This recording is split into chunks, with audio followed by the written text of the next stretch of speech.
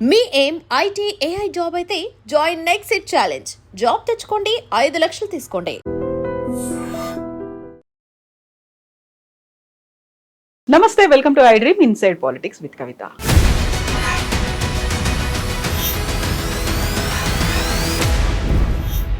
నన్ను బలి చేశారు, బయటికి పంపించారు, కుటుంబాన్ని విచ్ఛిన్నం చేశారు, పార్టీని హస్తగతం చేయాలని అనుకుంటున్నారు. ఈ వ్యాఖ్యలు బీఆర్ఎస్ నుంచి బయటికి వచ్చినటువంటి కవిత చేసినటువంటి వ్యాఖ్యలు. ఇప్పటికే ఆలస్యం జరిగిందా, లేకుంటే సరైన సమయంలో సరైన నిర్ణయాన్ని బీఆర్ఎస్ పార్టీ తీసుకుందా? ఎందుకని కుటుంబానికి బీఆర్ఎస్ కి కవితకి మధ్యలో ఇంత గ్యాప్ ఏర్పడింది? తను ముందు నుంచి చెప్తున్నట్టుగా దయ్యాలే అవినీతి చేశాయా, అదే అవినీతి తనని పార్టీకి దూరం చేసిందా?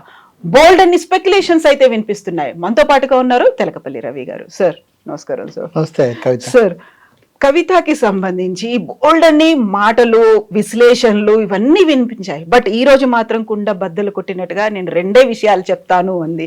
రాజీనామా చేసేసాను, ప్రాథమిక సభ్యత్వం కూడా లేదు నాకు అని చెప్తూ కుటుంబ సభ్యుల మీదే, సొంత పార్టీ నేతలు కాదు, కుటుంబ సభ్యుల మీద తనన్ని మాట్లాడడం అనేది. సో తను క్లియర్ గా ఉందా సార్? తను ఏమనుకుంటుందో అది చేయాలనుకుందా? అంటే తప్పకుండా ఈ ప్రాంతీయ పార్టీలు వీటిలో కుటుంబాల ఆధిపత్యాలు దాదాపు వాళ్ళే ఉన్నప్పుడు బీఆర్ఎస్ అంటే కేసీఆర్, కేటీఆర్, హరీష్ రావు, కవిత, ఆ నలుగురు అయిన తర్వాతే కదా మిగతా వాళ్ళు ఎవరి గురించి అయినా మాట్లాడేది. తర్వాత సంతోష్ కొంతకాలం. కాబట్టి ఆమె అలా మాట్లాడడంలో పెద్ద ఆశ్చర్యం ఏమీ లేదు. కానీ అందులో ఉన్న వైరుధ్యాలే మనకు ఆశ్చర్యం కలిగిస్తాయి. అంటే దాదాపు అందరూ అలాగే చేశారు. ఇప్పుడు నల్లపరెడ్డి శ్రీనివాసరెడ్డి ఉండేవాడు, ఎన్టీఆర్ మీద తిరుగుబాటు చేశాడు. ఆయన అంటే నాకు చాలా భక్తి, ఆయన నా బాత్రూంలో కూడా ఆయన ఫోటో ఉంది ఇలా చెప్తూ ఊరూరా తిరిగి ఎన్టీఆర్ మీదే పిట్టకథలు చెప్పుకుంటూ అలా కాలక్షేపం చేసి కాంగ్రెస్లోకి వెళ్ళి మళ్ళీ మంత్రి అయ్యాడు.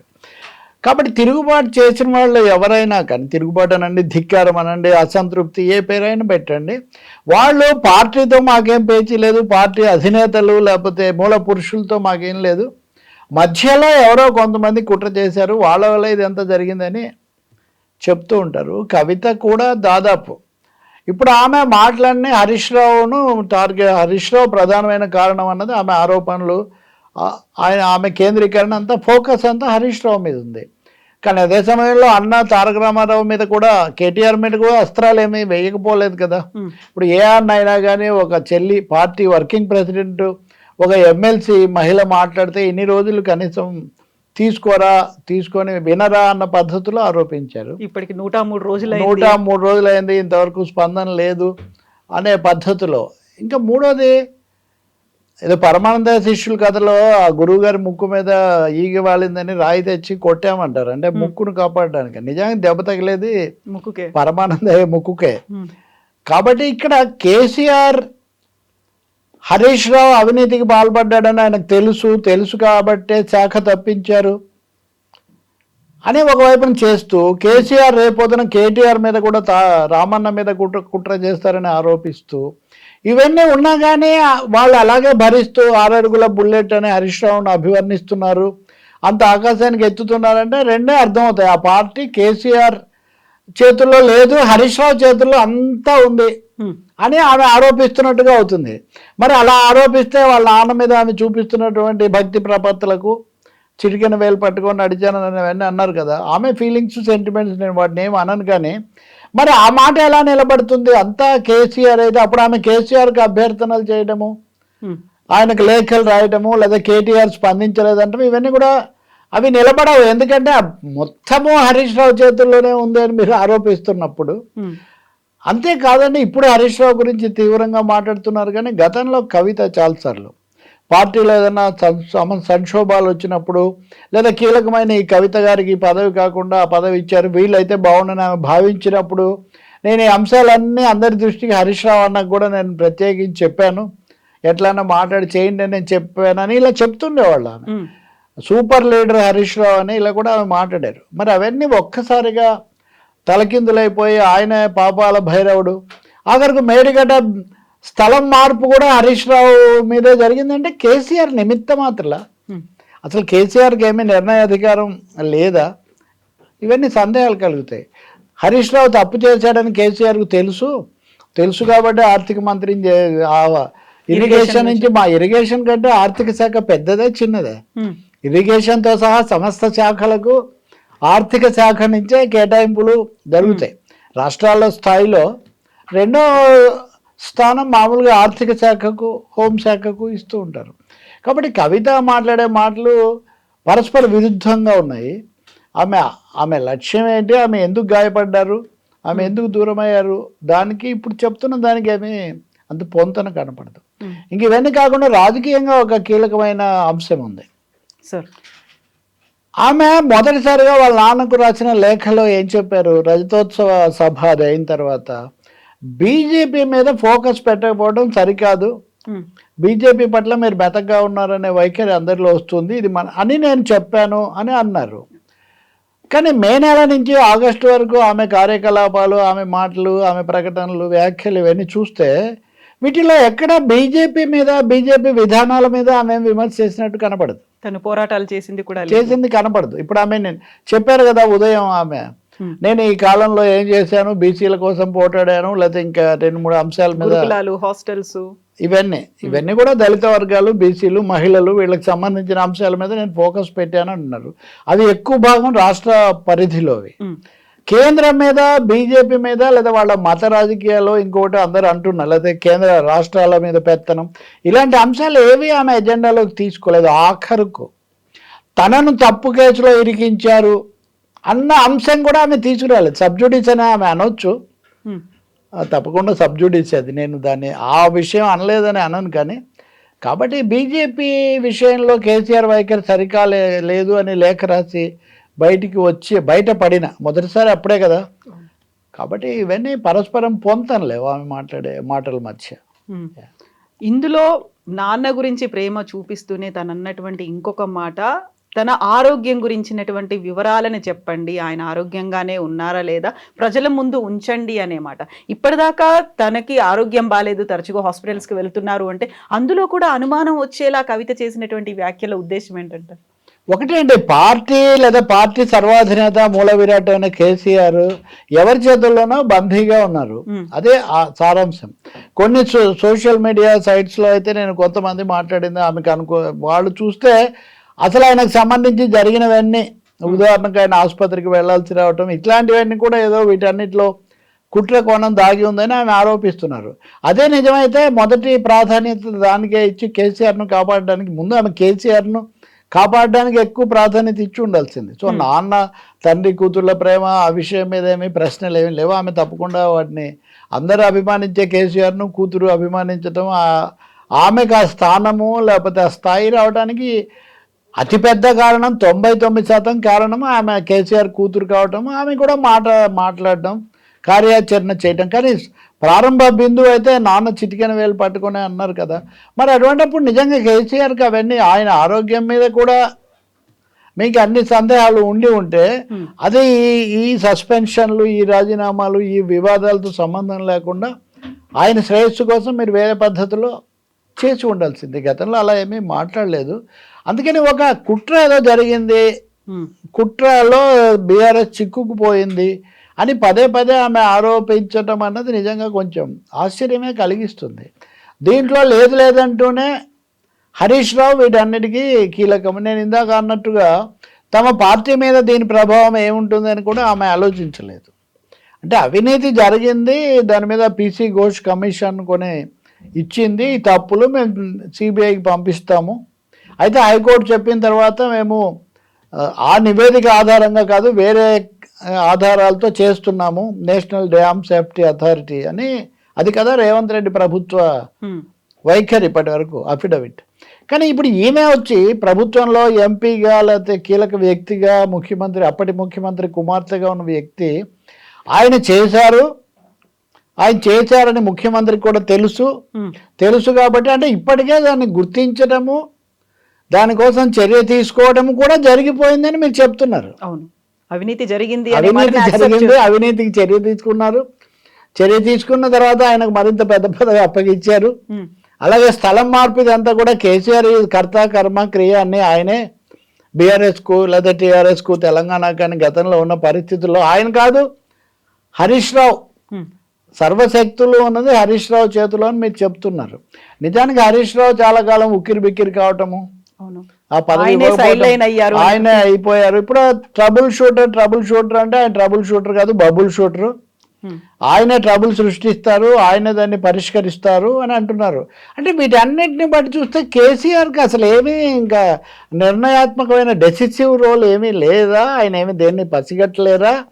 అంటే హరీష్ రావు తనే ఒక కుట్ర చేసి, తనే ఒక ట్రబుల్ సృష్టించి, దాన్ని తనే షూట్ చేసి మళ్ళీ మన్నన పొందుతున్నారంటే దాన్ని కేసీఆర్ వీటన్నిటికీ ఆమోద ముద్ర వేస్తున్నారంటే ఇక్కడ బాణం ఎవరి మీద వేయాలనుకున్నారో తెలియదు, కానీ అది మటుకు వాళ్ళ పార్టీ అధినేతకు ఆమె చాలా గౌరవంగా చెప్తున్న తండ్రి గారికి, రాష్ట్రం తరపు చూస్తే అప్పటి ముఖ్యమంత్రికి ఇవన్నీ తగులుతున్నాయి. ఇవి అనాలోచితంగా చేస్తున్నారా, వ్యూహాత్మకంగా చేస్తున్నారా తెలీదు. అందులో ఇంకొక కీలకమైనటువంటి మాట, ముందు నుంచి జగ్గారెడ్డి మొదలు ఇప్పుడు ఈటెల రాజేందర్ వరకు పార్టీలో కీలక నేతలు ఎవరైతే వెళ్ళిపోయారో వాళ్ళు సస్పెండ్ చేశారా, బహిష్కరించారా, వాటన్నిటి వెనకాల మోటివ్గా ఉంది హరీష్ రావు. ఆయన వల్లే వాళ్ళందరూ పార్టీని వదిలి వెళ్ళిపోయారు అనేది. మరి మీరెందుకు అంత కీర్తిస్తూ ఉన్నారని? ఎన్నికల సమయంలో ఇచ్చిన ఇంటర్వ్యూలలో కూడా సూపర్ లీడరు ఇవన్నీ మీరు అన్నారు కదా, చాలాసార్లు ఆయన హరీష్ అన్ననే అంటారు కదా. నిజానికి రామన్న కంటే హరీష్ అన్న పేరు చెప్పడం చాలా ఎక్కువగానే జరిగేది. వాళ్ళిద్దరు ఆటోమేటిక్గా అన్న చెల్లెళ్ళుగా ఉంటే ఇప్పుడు చెప్తున్నారు ఆమెకు చెందిన కొంతమంది లేదా అప్పటి నుంచి ఉన్నవాళ్ళు అప్పుడు ముందు నుంచి కూడా ఆమె బాధపడుతుండేవాళ్ళు. ఇది పురుషాధిక్య సమాజం కాబట్టి ఇలా జరిగింది. నిజమే, పురుషాధిక్యత, స్త్రీల పట్ల వివక్ష ఇవన్నీ ఉండొచ్చు, కానీ అవి హఠాత్తుగా ఇప్పుడే ఉత్పన్నం కాలేదు కదా. అందుకనే మీకు వ్యక్తిగతంగా పొంది కుదరక కుటుంబంలో మీకు అసంతృప్తి కలిగి, లేదు బీఆర్ఎస్కు భవిష్యత్తు లేదని మీరు ఏమైనా ఆందోళన చెందుతున్నారా తెలీదు.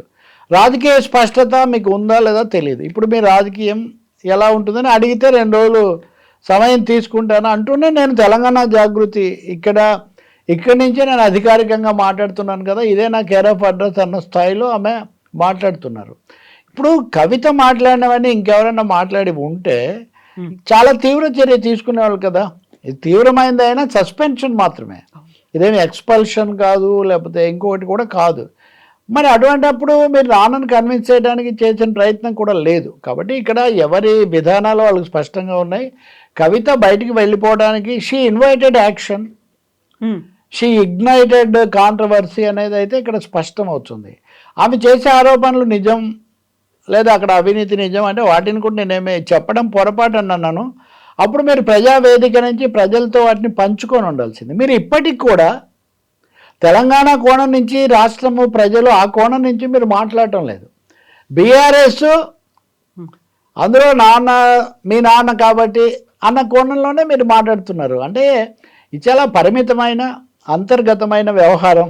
అంతర్గతంగా ఆమెకు ఏదో తీవ్ర అసంతృప్తి రావడం వల్ల ఇవన్నీ మాట్లాడుతున్నారు తప్ప ఇందులో ప్రజాకోణం పెద్దగా లేదు అని అనిపిస్తుంది.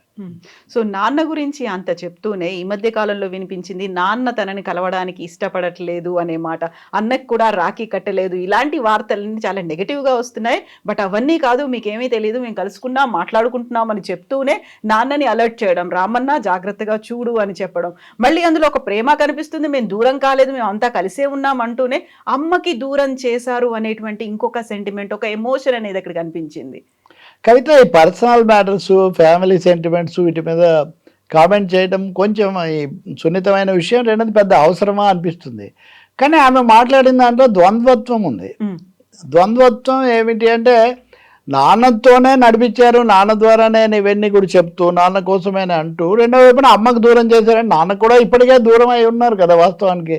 అంటే నాన్న కోసం అయితే నేనేం పెద్ద బాధపడట్లేదు, కుటుంబ పరంగా అమ్మ కోసమే బాధపడుతున్నానని మీరు ఒక సిగ్నల్. అంటే ఇప్పటికీ ఆమె కేసీఆర్కు చాలా ఇష్టమైన కూతురు, లేదా కేసీఆర్ కూర్చేదో అంటారు కదా మామూలుగా, నాన్న కూర్చి ఇట్లా అంటారు కదా, అన్నదాన్ని మీరు పూర్వపక్షం చేయడం కోసం జాగ్రత్తగా అమ్మ కోసం అని మాత్రమే మీరు అక్కడ చెప్తున్నారు. ఇంకా అన్న విషయానికి వస్తే అన్న నేనేదో రాఖీ మెసేజ్ పెట్టినా లేదు అది ఇది అంటున్నారు. కానీ అన్నగా వదిలేయండి, వర్కింగ్ ప్రెసిడెంట్గా మీరు ఆయన కలుసుకునే విషయాలన్నీ చెప్పి ఉండాలి కదా. చెప్పడానికి మీరు ఏం ప్రయత్నం చేశారు తెలీదు. ఈ మధ్యకాలంలో మీరు చేసిన రాజకీయ కార్యాచరణ, దాని దిశానిర్దేశం ఏంటి తెలీదు. లీకులు అన్నిటికంటే ముఖ్యమైనది నేను ముందు నుంచి చెప్తున్నాను. ఆయన దేవుడు చుట్టూ దయ్యాలు ఉన్నాయి అని పదే పదే చెప్పడం అన్నది అంటే బీఆర్ఎస్ పార్టీ దయ్యాల పార్టీ. దేవుడు దయ్యాల కంటే పవర్ఫుల్ కదా. కాబట్టి దేవుడు తెలిసే దయ్యాలను పెట్టుకొని ఉండాలి. దేవుడు తెలిసే దయ్యాలను పెట్టుకున్నాడు అని అన్నా కానీ ఒక టైపు, లేదు దేవుడు దయ్యాల కంటే బలహీనుడైపోయాడు దయ్యాల ముందు. ఈ రెండు కూడా వాదనకు కానీ రాజకీయ తర్కానికి కానీ మీరు నిలబడవు. కాబట్టి మీరు వీళ్ళ భుజాల మీద తుపాకీ పెట్టి వాళ్ళని కాలుస్తున్నారా, లేదా ఆయన అంటే చెల్లుబాటు కాదు కాబట్టి ఇవన్నీ మీరు అంటున్నారా? మూడవది, మీ పార్టీ తరఫున ఇన్ని సమస్యలు ఉండి ఇంత అస్తవ్యస్తంగా ఉందని మీకు తెలిసిన తర్వాత మీరు వాళ్ళు చర్య తీసుకునే వరకు ఆ పార్టీలోనే చాలా విధేయంగా కొనసాగుతూ వాళ్ళ ఆశీస్సుల కోసము లేదా వీటి కోసం మీరు మొన్నటి వరకు కూడా ప్రయత్నిస్తూ వచ్చారు కదా. అటువంటిప్పుడు మీరు ఒక రాజకీయ వ్యక్తిత్వంతో ఏం చేసినట్టు? ఇప్పుడు కూడా మీ రాజకీయ విధానం ఏంటంటే ఇన్ని మాట్లాడిన వాళ్ళు ఇంకో 2 రోజులు ఏదో విరామం తీసుకుంటాను అంటే, మీరు అధ్యక్ష పదవో లేకపోతే ఈ జాగృతో ఇట్లాంటి వాటి గురించి మీరు మాట్లాడుతున్నారు తప్పితే ఇతర అంశాలు ఏమి మొత్తంలో తెలంగాణ ప్రయోజనాలు ఇవేమీ రావట్లేదు. ఇంకొకటి, రేవంత్ రెడ్డి ఇవన్నీ చేయించారు. రేవంత్ రెడ్డి హరీష్ రావుతో విమానంలో వెళ్ళాడు, అప్పుడే లొంగిపోయాడని.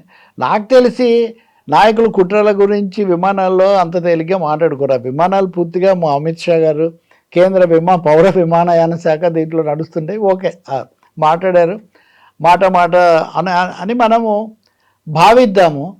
కానీ రేవంత్ రెడ్డి హరీష్ రావు వెనకున్నారంటూ మీరేమో రేవంత్తో ఉన్నారు అని వాళ్ళు అంటుంటే, ఇప్పుడు రేవంత్ని కానీ బీఆర్ఎస్ను కానీ కనపడకుండా ఇదంతా నడిపిస్తుంది అనుకుంటున్న బీజేపీని కానీ ప్రజలు ఎలా అర్థం చేసుకోవాలి? ఇందులో ఫ్యామిలీ సెంటిమెంట్ కాదు కదా, ఇది సకుటుంబ సపరివార రాజకీయ వ్యవహారం కాదు కదా. ఈ మధ్యకాలంలో మీరు రాజకీయ పార్టీలతో ప్రజా సంఘాలతో కొంత ఇంటరాక్ట్ అయ్యారు, కొన్ని రౌండ్ టేబుల్స్ పెట్టారు. ఎప్పుడైనా ఈ భావాలు ఎంతవరకు పంచుకున్నారనే విషయం ఒకటైతే, నా కార్యాచరణ ఈ విధంగా ఉండబోతుంది, నా ఆలోచన ధోరణిది అని మీరు స్పష్టంగా అయితే చెప్పలేదు. బీసీల కోసం పనిచేస్తాను, అది ఇప్పుడు ముందు నుంచి చేస్తున్నారు. అంబేద్కర్ విగ్రహం పెట్టాలి, జ్యోతిబాబు పూలే పెట్టాలి, మహిళలకు రిజర్వేషన్ ఇవ్వాలి, బీసీలకు రిజర్వేషన్ ఇవ్వాలి, ఇలాంటి general demands of women and down trodden మీరు తీసుకొస్తున్నారు. మినహాయిస్తే స్పష్టంగా ఇప్పుడు వేస్తున్న అడుగులకు వెనక ఉన్నది ఏంటి? వెనక ఉన్న ఎవరు అంటే ఆమె తోలు తీస్తాను. ఇప్పుడు బీజేపీ రాష్ట్రాల్లో పార్టీల మీద, ప్రాంతీయ పార్టీల మీద కేసులు పెట్టడము, ఇబ్బందులు పెట్టడము, జైలు పాలు చేయటము, అది అన్ని రాష్ట్రాల్లో జరిగింది. ఒత్తిడి తీసుకొని రావటము, మీరు కూడా బీజేపీకి దూరంగా ఉండమని మా నాన్నకు సలహా ఇచ్చాననే మీరు బయటకు వచ్చారు.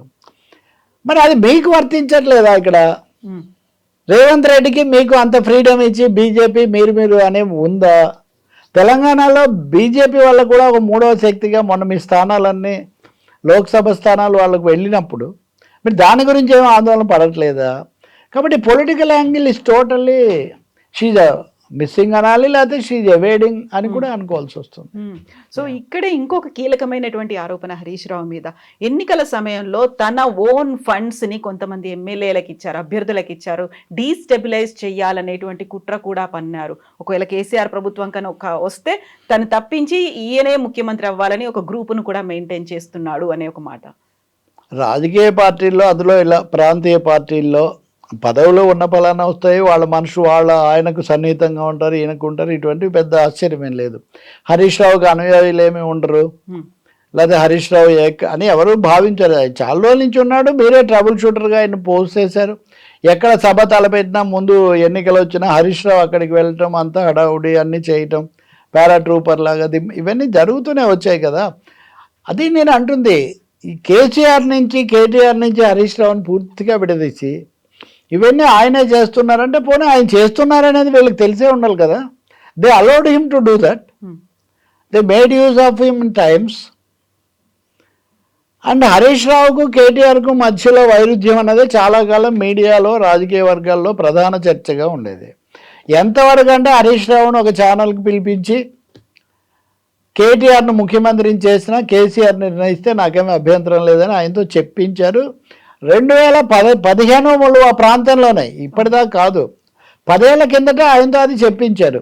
ఆయన బలవంతం మీద చెప్పాడా, అనివార్య పరిస్థితుల్లో చెప్పారా వేరే విషయం. కానీ అప్పటి నుంచి ఇప్పటివరకు కేటీఆర్ ఏమో వర్కింగ్ ప్రెసిడెంట్ అయ్యారు, మీరు మీకున్న మహిళగా బతుకమ్మ లేకపోతే వాటి ద్వారా మీరు పని చేస్తూ వచ్చారు.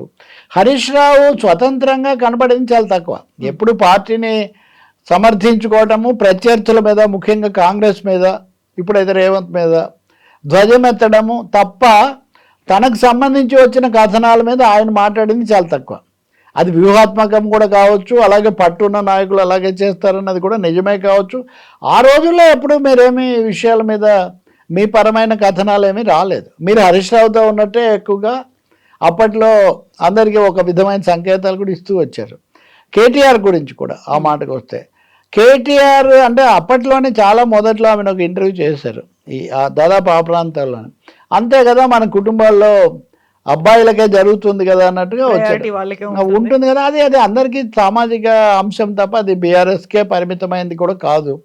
ఇంకో అంశం కూడా, కేసీఆర్ మీద ప్రజలకు ఆదరణ నుండి గెలిపించినంత మాత్రాన ఆయన కొడుకు, ఆయన కుమార్తె, ఆ ఫ్యామిలీ మొత్తం కూడా ఆటోమేటిక్గా వాళ్ళకి ఏదో వస్తుంది అనుకోవటానికి కూడా ప్రజాస్వామిక రాజ్యాంగం ప్రకారం అది కూడా జరగదు. అందులో ఆ విషయంలో మీకు ఏమైనా ఫిర్యాదు ఉంటే కూడా అది మీ పని ద్వారా, మీ సేవ ద్వారా మీరు పొందాల్సిందే. కానీ మీ కుటుంబం వాళ్ళు మిమ్మల్ని తక్కువ చేశారంటే మీరు కుటుంబంలో పోరాడాల్సిందే. అంటే కుటుంబంలో పోరాటం అది సాగకపోవడం వల్ల బయటకు వచ్చారా?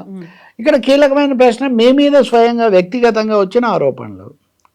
అది లిక్కర్ కుంభకోణంలో వచ్చింది కావచ్చు, నిజామాబాద్లో కూడా కేసీఆర్ ఓడిపోయినప్పుడు ఆ పోల్ మేనేజ్మెంటు, అక్కడ రకరకాల శక్తులను చేరతీయటం, ఇవన్నీ కూడా అంత ఆయనకు రుచించలేదు. ఆయన కొంత అసంతృప్తిగా ఉన్నారన్న సమాచారం కూడా అప్పట్లో బాగా విస్తృతంగా వచ్చింది. సో ఈ కారణాల వల్ల మేము ఈ చర్య తీసుకుంటే, లేదు ఏ పార్టీ అయినా చర్య తీసుకుంటుంది. ఎందుకంటే మా ప్రభుత్వంలో అవినీతి జరిగింది, మా ముఖ్యమంత్రి ఇంతకుముందే గుర్తించాడు అని స్వయంగా ముఖ్యమంత్రి కుమార్తె చెప్పిన తర్వాత ఆ పార్టీకి రెండే మార్గాలు, వాళ్ళ మీదైనా చర్య తీసుకోవాలి, ఆమె మీదైనా చర్య తీసుకోవాలి, లేకపోతే రెండింటినీ, లేకపోతే ఇంకా ఆయన అసలు అన్నట్టుగా ఉంటుంది. ఇవన్నీ కాకుండా ఇంకొక అంశం ఏంటంటే, ఇదంతా డైవర్షన్ టాక్టిక్స్. ఇప్పుడు సిబిఐ విచారణ, మేడిగడ్డ, కాళేశ్వరం, బీఆర్ఎస్ ఈ విషయాల మీద చర్చ జరగకుండా ఉండాలని మన మీడియా వాళ్ళందరూ కొన్ని వారాల పాటు కవిత ఎపిసోడు వీటి మీదే మాట్లాడతారు. ఆ విధంగా చర్చ కాస్త ఎజెండా హైజాక్ అయిపోతుంది. ఇది కొంచెం ప్రజల దృష్టిలో కాస్త మరుగున పడుతుంది. ఆ విధంగా వ్యూహాత్మకంగా చేస్తున్నారు అని అనుమానించే వాళ్ళు కూడా ఉన్నారు. అటువంటివి కూడా పార్టీలు చేస్తాయి, కానీ ఈ స్థాయికి వచ్చిన తర్వాత అది మనం అలా చెప్పలేము. కానీ ఒకటి చెప్తాను, నేను కుటుంబాల్లో మళ్ళీ రేపొద్దున అప్పుడు నేను ఆవేశపడ్డాను, తొందరపడ్డాను, నా మాటలు వెనక్కి తీసుకుంటాను, ఏమి ఇచ్చినా ఈగిపోయినా నేను మీతోనే ఉంటాను అని మళ్ళీ వీళ్ళు సర్దుకుపోవడం, మటుకు పాలు నీళ్ళలాగా కలిసిపోవటం అదేం పెద్ద విషయం కాదు. చాలాసార్లు చాలా చోట్ల జరిగింది, చాలా పార్టీల్లో. ఇక్కడ కూడా అలాంటి అవకాశం కూడా తెరిచే ఉంటుంది. కాబట్టి కవిత ఇప్పుడు చాలా తీవ్రమైన తిరుగుబాటు చేశారు. తెలంగాణ రాజకీయాల్లో ఒక భూకంపం అవుతుంది. అంత నాటకీయమైన పరిస్థితులు, ప్రభావాలు ఏమీ ఉండకపోవచ్చు, అంత సీరియస్గా తీసుకునే అంశం. But it will be A negative thing for BRS. So ఇంత మాట్లాడిన తర్వాత 1 hour దాంట్లో ఒక సంతోషకరమైనటువంటి సంఘటన నిన్న జరిగింది. నన్ను సస్పెండ్ చేసిన తర్వాత ఒక 7-8 మంది మహిళలు కూర్చొని అయితే మాట్లాడగలిగారు. దానికోసమే కదా నేను పోరాడింది అనే ఒక మాట తను చెప్పారు. నిజానికి చాలామంది విమర్శలు చేసేటప్పుడు ఆమెనా మహిళ, ఇంకెవరు లేరా, ఇట్లాంటి మాటలు అనటం బీఆర్ఎస్ మీద, కాంగ్రెస్ వాళ్ళు కానీ బీఆర్ఎస్లో కూడా కొంతమంది అసమ్మతివాదులు కానీ అనడం మనం చూసాము. మహిళల కోసమే మాట్లాడుంటే ఆ విషయం సూటిగానే చెప్పొచ్చు. దానికోసం ఇది అంతా చేయనవసరం లేదు. ఆమె ఒక మాట అంటున్నారు కదా, దళితుడిని ముఖ్యమంత్రిని చేస్తానని, లేకపోతే ఇంకోటి చేస్తానని చెప్పిన కేసీఆర్ కుమార్తెగా నేను సామాజిక ఎజెండా తీసుకున్నానంటే అది నిజమే అనుకుంటే సరే, చేయలేదు, అది వేరే అంశం, పక్కన పెడదాం. అనుకుని ఉంటే మీరు మహిళల ఎజెండాతో బలంగా ముందుకు వచ్చుండొచ్చు. మీరు 3వ వంతు రిజర్వేషన్, 33% రిజర్వేషన్ అని ఢిల్లీలో మీరు ర్యాలీ చేసినప్పుడు అన్ని పార్టీలు మిమ్మల్ని బలపరిచాయి. కానీ దాన్ని ఏమో ఉద్యమంగా తర్వాత ఏమీ తీసుకుపోయిందేం లేదు. తెలంగాణలో కూడా దాన్ని ఏమీ అమలు జరిపినటువంటి దానికోసం కూడా మీరేమీ పట్టుబట్టినటువంటి విషయం లేదు కదా. నేను కవితనేమి ఇప్పుడు ఆ మీద ప్రత్యారోపణలు చేయడం నా ఉద్దేశం కాదు, కానీ ఒక రాజకీయ సందర్భం కోసం దానికి ఒక సామాజికమైన రూపం చేయడం అన్నది అది ఎంతవరకు నిలబడుతుంది అనేది ప్రశ్న. ఇప్పుడు నిన్న మహిళలందరూ సత్యవతి రాథోడ్ వాళ్ళందరూ ఖండించారు, నిజమే. వాళ్ళు అంతకుముందు కూడా మాట్లాడుతున్నారు, వాళ్ళు అంతకుముందు కూడా మంత్రులుగా, ఎంపీలుగా, ఎమ్మెల్యేలుగా వాళ్ళు ఇప్పటికే ప్రముఖంగా ఉన్నటువంటి నాయకులే. నిజంగా చెప్పాలంటే సబితా ఇంద్రారెడ్డి వచ్చే వరకు కేసీఆర్ మంత్రివర్గంలో ఒక మహిళను కూడా తీసుకోలేదు. మీరే ఆ విషయం మీద ఎప్పుడైనా ఆందోళన చేశారా? అప్పుడు జోకులు కూడా వేసేవాళ్ళు, జోకులు, నేనేం జోకులకు గొంతు కలపట్లేదు, కానీ కవిత ఎమ్మెల్యే వచ్చే వరకు కూడా కేసీఆర్ ఇంకెవరిని తీసుకోరు అని ప్రత్యర్థులు కామెంట్స్ కూడా చేస్తుండేవాళ్ళు. మరి అప్పుడెప్పుడు ఇంత ఉధృతము, ఇంత ఆవేశం కనపడలేదు కదా. కాబట్టి మీరు వ్యక్తిగతంగా, కుటుంబ పరంగా, లేకపోతే రాజకీయంగా కొన్ని శక్తుల ఒత్తిడి మీ మీద ఉండవచ్చు. ఒత్తిడే లేదంటాం, ఒత్తిడి వేరే వాళ్ళు నా వెనుకున్నారంటే నేను తోలు తీస్తానని మాట్లాడితే ఖచ్చితంగా భారతదేశంలో కేంద్ర ప్రభుత్వం, మోదీ ప్రభుత్వం త్రిశూల వ్యూహంతో ఎన్ఫోర్స్మెంట్ డైరెక్టరేట్ను, సిబిఐని, ఐటీని ఉపయోగించి రకరకాల పద్ధతుల్లో ప్రాంతీయ పార్టీలను, రాష్ట్ర ప్రభుత్వాలను, రాష్ట్రాల్లో పార్టీలను ఇబ్బందుల్లో పెడుతుందని ఒక ఆరోపణ తీవ్రంగా ఉంది. బీజేపీలోనే కొంతమంది అటువంటివి చేస్తుంటారు. ఆ మాట అన్న వాళ్ళని తోలు తీయాల్సినంత అవసరం ఏమీ లేదు వాస్తవానికి. So your fire are your anger is misplaced. ఇక్కడికి వచ్చేసరికి మీ సోషల్ అజెండా, ఈ అజెండా మీద ఆమె కొన్ని రాజకీయ పార్టీలతో, సంఘాలతో మాట్లాడారు, 1-2 రౌండ్ టేబుల్స్ పెట్టారు, అంత బాగానే ఉంది. కానీ అంతకుముందు మహిళల కోసం మీరు ప్రధానంగా చేసింది బతుకమ్మ ఉత్సవాలే. ప్రధానంగా జరిగింది బతుకమ్మ ఉత్సవాల రూపంలోనే ఆ కార్యక్రమం జరిగింది తప్ప మిగిలిన 10 ఏళ్లలో మహిళలను ఒక శక్తిగా మలచే కార్యక్రమం అయితే పెద్దగా ఏం జరగలేదు. ఇప్పుడేం చేస్తే సంతోషం, కానీ దాన్ని ముడిపెట్టేసి సోషల్ మీరు ఒకవైపునేమో సూచనలు లెటర్ లీక్ అయ్యి ఉండకపోతే ఆ లీక్ కూడా మీరు లేనప్పుడు అయింది. ఇప్పుడు ఒక విషయం లీక్ అయిందంటే ఇతరులను అనడానికి ఎంత అవకాశం ఉంటుందో దాన్ని వాళ్ళే బయట పెట్టారేమో అని అనడానికి కూడా అంతే అవకాశం ఉంటుంది. ఇవన్నీ మనకు మీడియాలో రకరకాల సోర్సుల ద్వారా తెలుస్తూ ఉంటుంది కాబట్టి మనకి ఇవన్నీ కొత్త అంశాలు ఏమీ కాదు. అందువల్ల ఎదురుదాడి ఒక్కటే వ్యక్తులను కాపాడుతుందా అన్నది ఒక పెద్ద ప్రశ్న. కవిత చెప్పిన చాలా అంశాలు, ఆమె ఆగ్రహము, ఆవేదన, అవన్నీ కొంచెం ప్రశ్నలకు అవకాశం ఇస్తున్నాయి.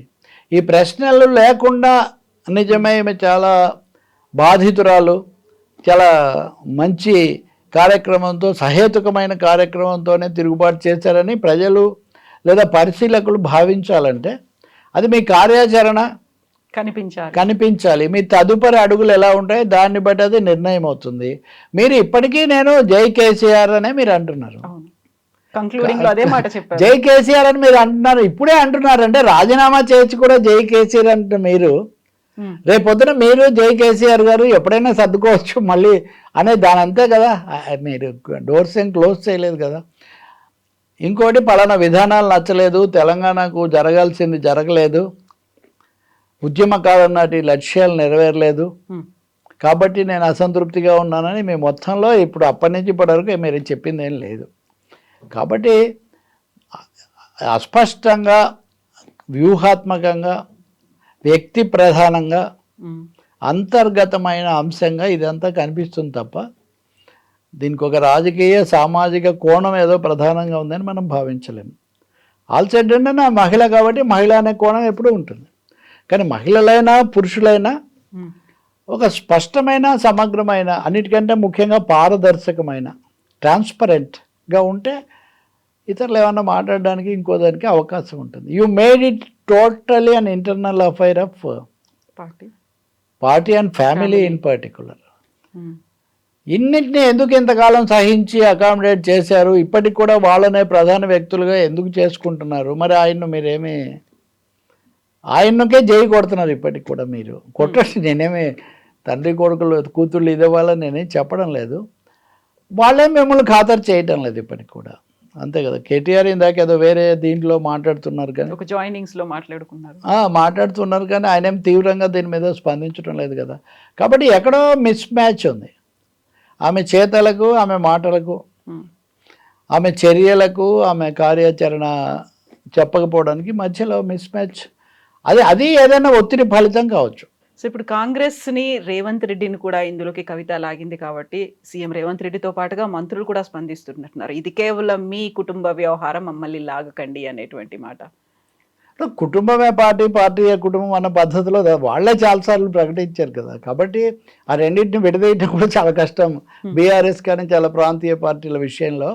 కానీ కవిత చెప్పే ప్రకారం రేవంత్ రెడ్డే పార్టీని ఒక విధంగా కుట్రలోకి, సంక్షోభంలోకి లాగారు.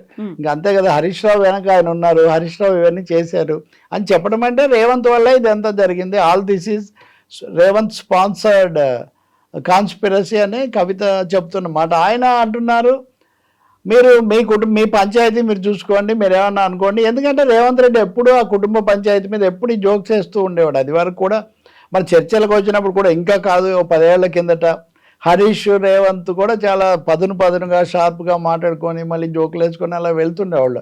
డెఫినెట్గా తెలంగాణ రాజకీయాల్లో Revanth Reddy already chief minister అయిపోయాడు. హరీష్ రావు అప్పటి నుంచి ఇప్పటివరకు కేసీఆర్ చాటున ఉంటూనే one of the emerging leaders లాగా కీలకమైన నాయకుల్లో ఆ 3-4 ఒకరుగా ఆయన ఉంటాడు. కాబట్టి అంత సులభంగా వాళ్ళిద్దరికి కుదురుతుందా, కుదిరితే కూడా మ్యాచ్ ఫిక్సింగ్ కుదురుతుందా? రెండవది హరీష్ రావు వైఎస్ఆర్ ఉన్నప్పుడు కూడా అప్పుడు ఆపరేషన్ ఆకర్ష్ ఇట్లాంటివన్నీ అప్పుడు ఉండేవి. బీజేపీ పాయింట్ కూడా ఎలాగో ఉంది, వాళ్ళు రావాలని వాళ్ళు అనుకుంటున్నప్పుడు ఇట్లాంటి ప్రయోగాలన్నీ చేయొచ్చు. కానీ ఇప్పుడు ఇవన్నీ కాంగ్రెస్ స్పాన్సర్డ్ అంటే వాళ్ళు ఎందుకు ఒప్పుకుంటారు? ఆయన ఖచ్చితంగా మీ పంచాయతీ ఏదో మీరు చూసుకోండి, మీరు నవ్వుల పాలై మమ్మల్ని కూడా దీంట్లోకి చేయకండి అని ఆయన అన్నాడు. సీతక్క కూడా మంత్రి, ఆమె కూడా అదే అంటున్నారు, మీ కుటుంబ రాజకీయ డ్రామా ఇది, ఈ డ్రామాలోకి మమ్మల్ని లాక్కండి అని. సో పదే ఈ మాట అంటే మటుకు అదేమి చెల్లుబాటు కాదు సరికదా. ఒక విధంగా బెడిసి కొడుతుంది 2 విధాలు. తప్పకుండా ఎవరైనా రాజకీయాల్లో అవతల వచ్చిన ఇబ్బందిని, ఇరకాటాన్ని, కలహాలను, సంక్షోభాన్ని వాడుకోవడానికి ప్రయత్నిస్తారు. అదే ప్రయత్నించడం వేరు. అసలు తెచ్చిందే వాళ్ళు అంటే రేవంత్ రెడ్డి ముఖ్యమంత్రి కాదు కదా. ఇంటర్వ్యూలలో హరీష్ రావు కేటీఆర్ ముఖ్యమంత్రి అయినా పర్వాలేదు, నేను మా నాయకుడి నిర్ణయం అదే అయితే నేను సమర్థిస్తానని హరీష్ రావుతో చెప్పించిన రోజు ఏమి రేవంత్ రెడ్డి ముఖ్యమంత్రిగా లేరు కదా.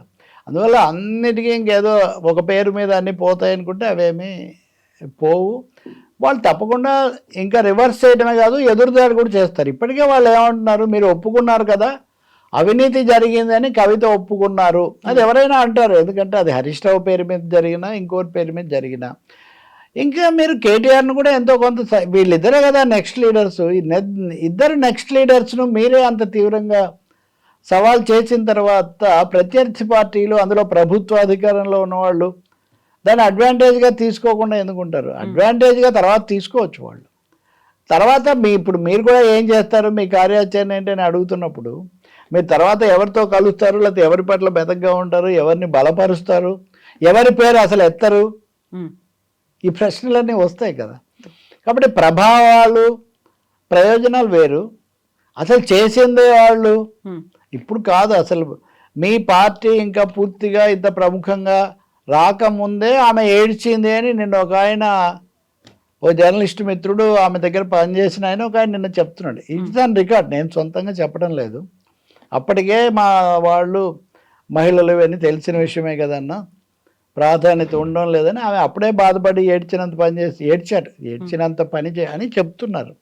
కాబట్టి ఇప్పుడు రేవంత్ రెడ్డి తర్వాత కదా ఇవన్నీ, అది జరగకపోవచ్చు. రేవంత్ రెడ్డి లాంటి వ్యక్తి దూకుడుగా మాట్లాడడం, దాన్ని ఇంకా రాబోయే రోజుల్లో ఇంకా తీవ్రంగా కూడా దీన్ని కాంగ్రెస్ అఫెన్సివ్గా వాడుకునే అవకాశం కూడా చాలా ఎక్కువ ఉంది. ప్లస్ దర్యాప్తు సంస్థలకు కూడా వీటిని వాళ్ళు అప్పగించినా నేనేం ఆశ్చర్యపోను.